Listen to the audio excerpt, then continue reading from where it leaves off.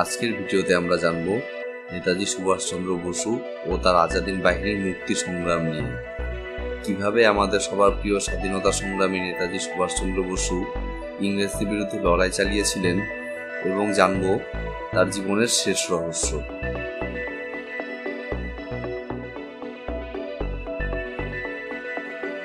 তো বন্ধুরা, তোমরা যদি এখনো এই চ্যানেলটিকে সাবস্ক্রাইব না করে থাকো তবে এখনই চ্যানেলটিকে সাবস্ক্রাইব করে নাও, এরকমই মজার ইন্টারেস্টিং ভিডিও সবার আগে দেখতে। এছাড়া ভিডিওটি বন্ধুদের সাথে শেয়ার করে বন্ধুদেরও ভিডিওটি দেখার সুযোগ করে দাও। তো চলো বন্ধুরা, আর দেরি না করে ভিডিওটি শুরু করা যাক।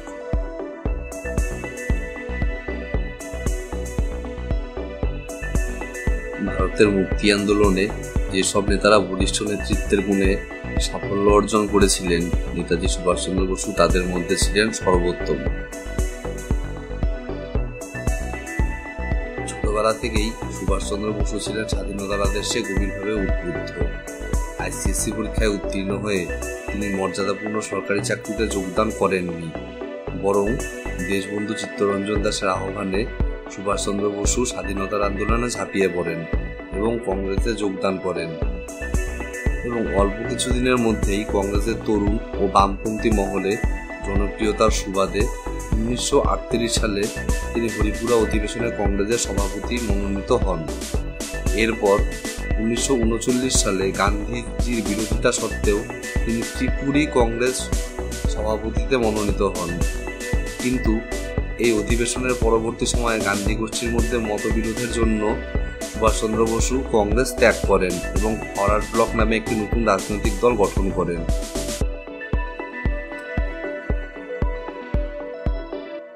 দ্বিতীয় বিশ্বযুদ্ধকালীন সময়ে ব্রিটিশদের বিরুদ্ধে চূড়ান্ত আঘাত আনতে চাইলেন নেতাজি সুভাষচন্দ্র বসু। এই উদ্দেশ্যে শত্রু শত্রু আমার মিত্র এই নীতি অনুসরণ করে তিনি বাইরের থেকে ব্রিটিশ শক্তিকে আঘাত হানার সিদ্ধান্ত নিলেন। এরপর 1941 খ্রিস্টাব্দে জানুয়ারি মাসে ব্রিটিশ শাসকদের সমস্ত সতর্কতাকে ব্যর্থ করে তিনি কাবুল পথে পাড়ি দেন ও কাবুল থেকে রাশিয়া হয়ে জার্মানির রাজধানী বার্লিনে পৌঁছান।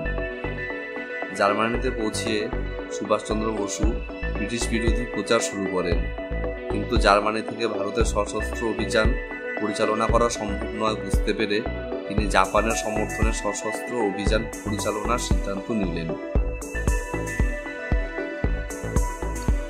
এরপর নেতাজি সুভাষচন্দ্র বসু বিপ্লবী মহানায়ক রাসবিহারী বসুর আহ্বানে ডুবোজাহাজে জার্মানি থেকে জাপানে আসেন হিটলারের সাহায্যে।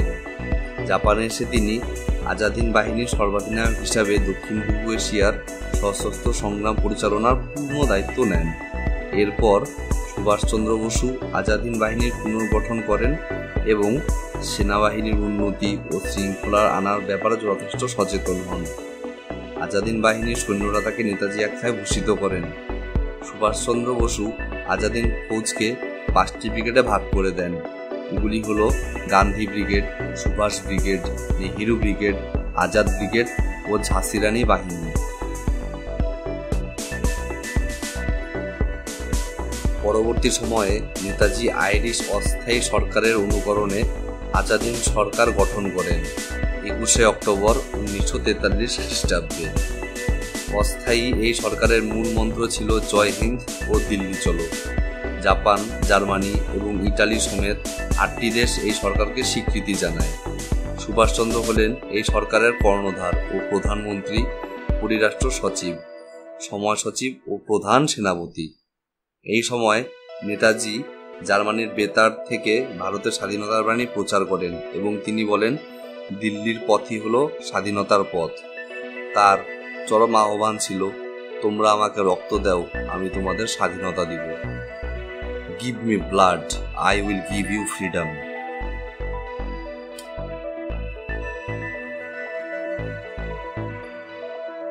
এরপর শুরু হয় আজাদিন বাহিনীর সশস্ত্র ভারত অভিযান। নেতাজির রণধ্বনিতে দিল্লি চলো ও জয় হিন্দ মন্ত্রে উদ্দীপিত হয়ে আজাদিন বাহিনী ভারতের পূর্ব সীমান্তে এসে পৌঁছালো। ইতিমধ্যে নেতাজি জাপানের কাছে আনুষ্ঠানিকভাবে আন্দামান ও নিকোবর দ্বীপপুঞ্জের দায়িত্ব গ্রহণ করেন এবং সেখানে ত্রিবর্ণ পতাকা উড়িয়ে দেন। দ্বীপগুলোর নতুন নামও রাখেন নেতাজি সুভাষচন্দ্র বসু।